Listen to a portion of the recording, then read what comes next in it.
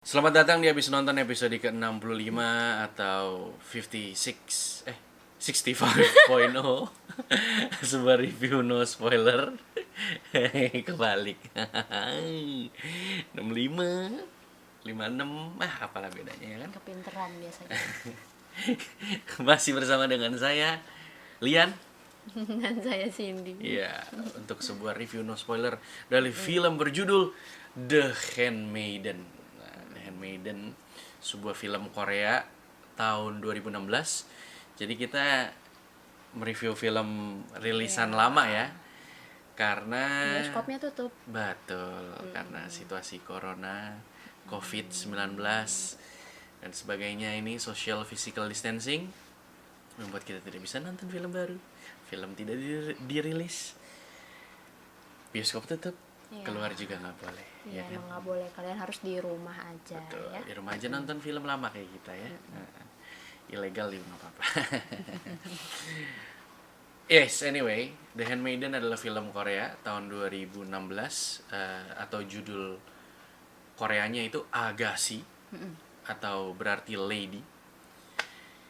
Bergenre erotic psychological thriller. Oh, erotik. Ya. Disutradarai oleh Park Chan-wook dan dibintangi oleh Kim Min Hee, Kim Tae-ri, Ha Jung Woo, dan Cho Jin Wong. Terinspirasi dari sebuah novel dari penulis asal Wales, Sarah Waters, berjudul Fingersmith, dengan perubahan setting yang berbeda dari novel itu. Kalau novel itu settingnya adalah Victorian era atau era Ratu Victoria 1800-an di Inggris. Diubah settingnya menjadi Korea ketika zaman penjajahan Jepang atau sekitar 1900-an awal. Film ini merupakan film Korea yang dipilih untuk berkompetisi di Palme d'Or pada tahun 2016. Jadi kalau teman-teman mungkin dengar Parasite ya, itu kan yang juara Palme d'Or 2019.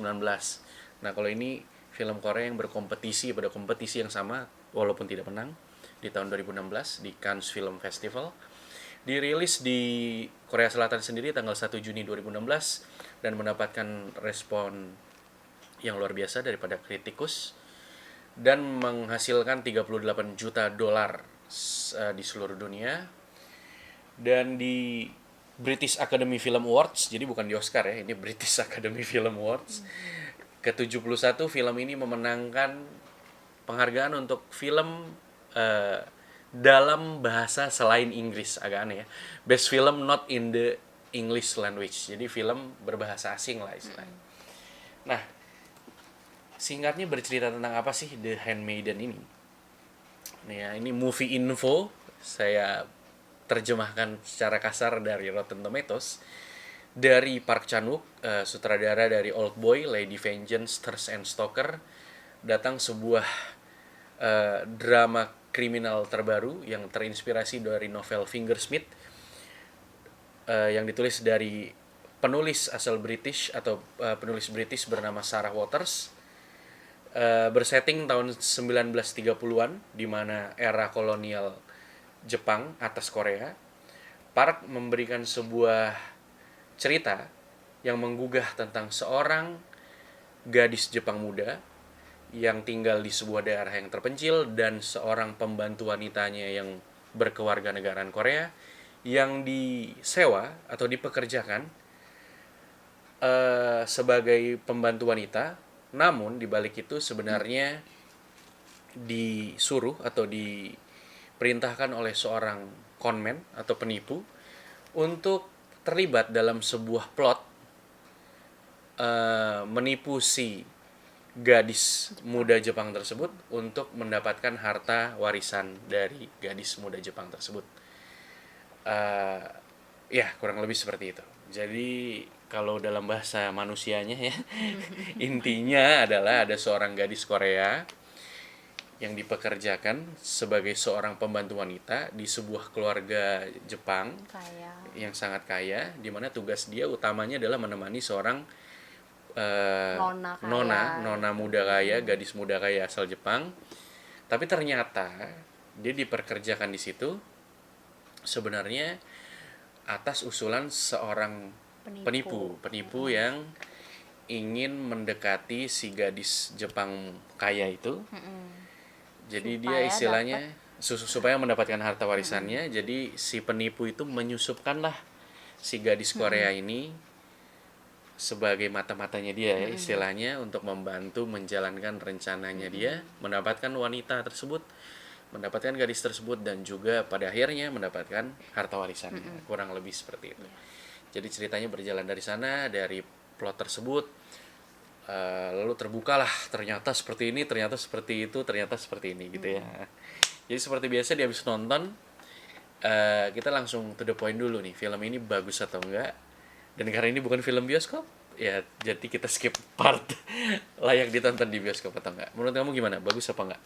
Bagus banget. Layak ditonton, ya nggak bisa di bioskop lagi ya. Dulu sempat diputar di bioskop nggak sih?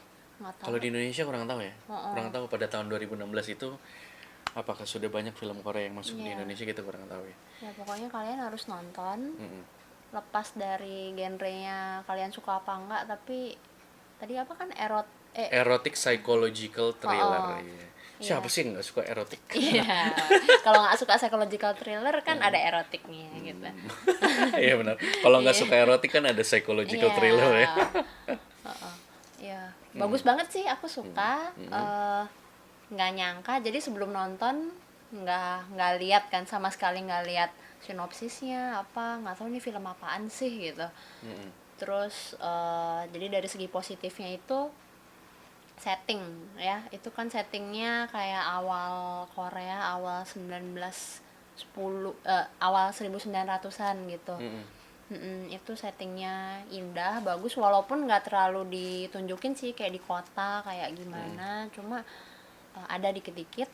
Terus dari baju-bajunya, dari settingnya, terus rumahnya Nona Jepang ini, ya pokoknya settingnya sebagian besar di situ ya, di rumahnya aja gitu.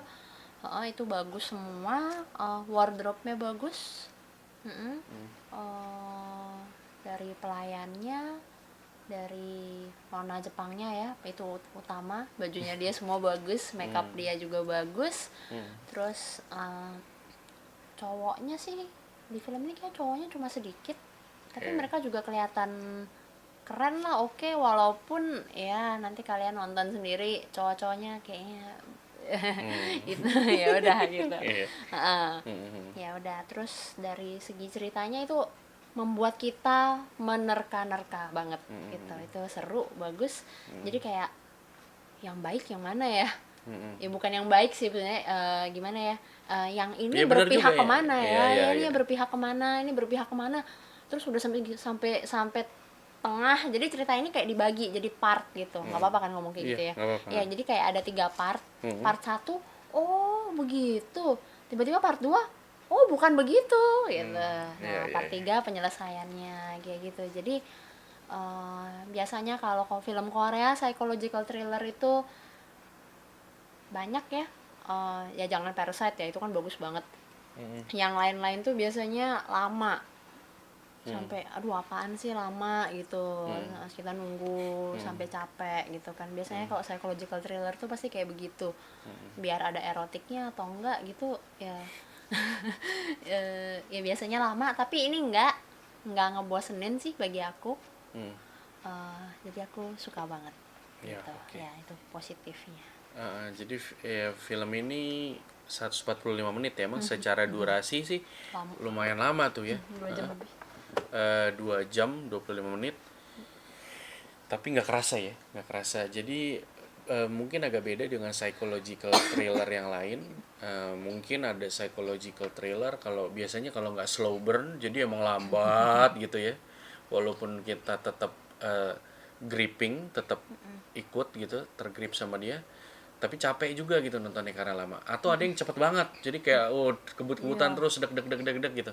Nah kalau The Handmaiden ini nggak, dua-duanya ya, nggak terlalu cepet, nggak buru-buru, juga tidak terlalu berlambat-lambat. Jadi kita nontonnya walaupun lama masih ada rasa bahwa ini adalah film yang panjang, cuma nggak ngebosenin. Ya, sama kalau ya aku sih juga pasti setuju ya, bahwa ini adalah film yang sangat bagus dan sangat wajib ditonton bahkan.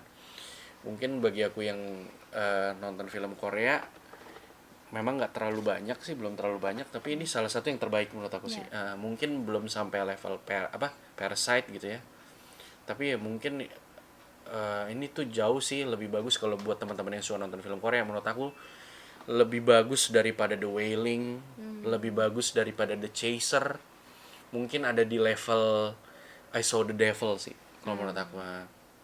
Kalau buat teman-teman yang pernah nonton film Korea tuh dia ada di level sekuat itu gitu. Kalau kamu kan tadi udah ngebahas dari setting ya, emang oke banget settingnya di tahun 1900-an. Depictionnya oke banget karena dia bersetting bukan hanya di Koreanya kan, ada Ya. dia pergi kemana-mana gitu ya. Karena no spoiler, dan semuanya tuh tetap konsisten gitu. Setuju juga dengan bagian wardrobe-nya, di mana pakaiannya itu sangat menunjukkan bahwa dia tuh ya orang kaya zaman dulu tuh, orang kaya zaman dulu, saklek dan sebagainya. Tapi yang paling menarik menurut aku dari film ini adalah acting dari dua pemeran utama wanitanya sih, si Oh Kim iya. Min Hee dan si Kim Tae Ri ya. Itu dia yang memerankan si gadis muda Jepang majikannya sama si gadis muda Korea yang pembantu yang ternyata dipasang atau disusupkan oleh si penipu itu. Di sini Kim Min Hee itu berperan sebagai Lady Hideko, terus si Kim Tae Ri itu jadi Suki namanya, Ya, Suki, atau So nama O K E gitu ya. nama Jepangnya Tamako. Ya, nama Jepangnya di sini Tamako. Ya, dia actingnya tuh oke banget, dimana si Lady Hideko tuh ya kita bisa ngelihat ya kayak putri Solo gitu kan, yang kaku. Tapi apakah dia benar-benar kaku? Apakah dia benar-benar polos? Karena ini Gitu. film psychological thriller itu banyak sekali hal yang akhirnya kebuka di situ. Lalu bagaimana seorang Suki yang sebenarnya punya niat jahat tapi lama-lama jadi simpati dan sebagainya, itu kegalauannya dapat banget gitu.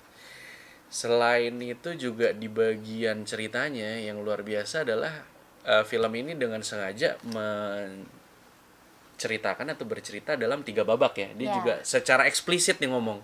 Biasanya Part kan kalau satu. nonton film babak 1, babak 2, babak 3 ya. Udah, Iya gitu benar, aja. benar, benar, benar. Implisit istilahnya. Ya. Ini itu benar-benar eksplisit. Dia Ditulis bilang part 1. dia bilang part 1, part 2, part 3, dan di setiap part itu terjadi turn yang sangat luar biasa gitu. Jadi kita udah menuju ke sini, begitu part 2 ternyata begini, begitu part 3 ternyata begini. Jadi tegang, membuat kita menanti-nanti dan penasaran banget sama sebenarnya film ini tuh mau kemana kayak gitu ya nggak sih. Jadi oke banget. Dan mungkin sisi positif terakhir ya erotisme yang ditampilkan dari si film The Handmaiden ini ya. Maksudnya memang erotisme tapi kita nggak merasa ini sebagai film yang jorok dan jijik ya nggak sih. Cewek nonton juga nggak apa-apa. Itu ada sedikit kode tuh ya. Biasanya mungkin kalau cowok kan emang kalau yang erotis semua dihantem ya. Kalau cewek akan lebih mudah jijik, tapi ternyata seorang cewek juga nonton film ini yang mengandung erotisme yang sangat kuat nggak merasa jijik ya. Iya. Ya itu sih. Jadi erotisme yang disuguhkan oleh The Handmaiden ini menjadi nilai positif bagi semua tipe orang yang bisa menghargai seni dalam erotisme, yang bisa mesum aja udah juga bakalan suka, Ya, bener ya. indah gitu kok. Ya, Bagus ya. ada yang bisa mengapresiasi keindahannya, ada yang mau bokepnya aja, ya bisa dapat juga gitu kan. Terus kalau sisi negatif, kita kan udah banyak banget nih muji The Handmaiden, sisi negatifnya apa? Waduh, kalau negatif nggak tahu, ya nggak, bagi aku nggak ada. Tadi malah pingin nyebut lagi. Jadi biasanya kalau anak-anak ya, anak muda gitu, kalau suka Korea nggak suka Jepang. Kalau suka Jepang biasanya apaan sih K-pop gitu, nggak suka. Tapi di sini kamu akan suka dua-duanya. Dia ada bahasa dalam film ini ya, dia Campur ya? bilingual. Ada bahasa Korea, ada bahasa Ya, Jepang. dia bisa ngomong bahasa Korea, bentar ngomong bahasa Jepang, kayak gitu sih. Negatifnya nggak ada, nggak, bagi aku nggak ada. Oke. Sebenarnya aku juga lumayan setuju sih bahwa sebenarnya tidak ada hal berarti yang bisa dianggap sebagai negatif Ya, kalau nggak ada dari jangan film nyari-nyari. ini gitu. Ya, cuman karena kita sebagai reviewer kadang harus agak nitpicking, harus agak nyari-nyari. Jadi menyampaikan apa yang sebenarnya nggak kita rasakan. Mungkin di luar sana akan merasa film ini bisa jadi satu terlalu vulgar, terlalu erotis ya kan, kita kan nggak tahu nih yang nonton mungkin ada yang begitu alim. Iya, Kan? iya. Jadi waduh jorok banget sih, nggak pantas, nggak sesuai agama gitu, mungkin ada bisa. Dan yang kedua adalah mungkin ada orang-orang yang nggak suka realita atau kenyataan di luar sana yang sebenarnya buruk dan ada itu disampaikan atau disajikan ke depan matanya. Oh, Nah, ngerti kan lo maksud gue? Jadi dia kayak menghindari hal-hal buruk gitu. Jadi kayak child abuse di luar sana banyak dan ada, tapi begitu disajikan ke depan dia merasa nggak nyaman dan dia mendingan nggak usah mengonsumsi, nggak usah tahu bahwa hal itu ada. Beda gitu kan kalau kita penikmat seni biasanya dengan adanya hal-hal kayak gitu disuguhkan, diangkat, kita malah kayak mengapresiasi dia berani kayak gitu. Nah ini nih mungkin akan sampai level dimana membuat orang tidak nyaman. Nah gitu bisa jadi. Tapi kalau lu bukan orang yang sesensitif itu, The Handmaiden pasti akan menjadi film yang keren dan tidak punya sisi negatif yang berarti. Ya nggak sih. Tapi kayaknya habis pikir-pikir mungkin Indonesia pasti nggak lulus sensor sih ya. Nah, mungkin kalau pada waktu itu tayang di Indonesia jadinya nggak seru ya. Iya. Terlalu banyak yang disensor. 225 menit mungkin cuma jadi 180 kali ya. 145 menit. 145 menit jadi ya, Ya jadi 110 gitu mungkin ada setengah jam hilang ya. Jadi lebih baik lu nonton ya by streaming legal tentu saja sebisa mungkin. Nggak tahu di mana, Google aja. Lalu yang terakhir skor untuk The Handmaiden. waduh. Aku kasih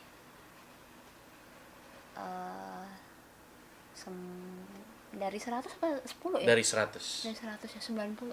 90. Aku 91. Loh, padahal yang bilang bagus banget aku loh. Lagu juga bilang Ya, bagus banget kok. 92. Lo yang mana? 90. Ya 90. Aku 91 ya. Suka yang bulat-bulat. Oh, yang bulat-bulat nih. Kamu suka yang bulat-bulat? Jadi memang aku juga bilang bagus banget kan ya. Film Korea yang bahkan mungkin cuma dikalahin Parasite dari sekian yang gue udah nonton. Jadi itu aja ya untuk review kali ini, udah cukup panjang nih 17 menit saking bagusnya film The Handmaiden. Like, comment, subscribe, share ke teman-teman lo yang mungkin mau nonton The Handmaiden, dan jangan lupa juga nyalain lonceng notifikasi dan komen kalau misalnya mau kita nge-review secara full spoiler film The Handmaiden, dari ceritanya, dari Easter egg yang mungkin ada, dan pendapat kita dari keseluruhannya. Itu aja, sampai jumpa lagi di Abis nonton. episode selanjutnya. Iya. Ciao.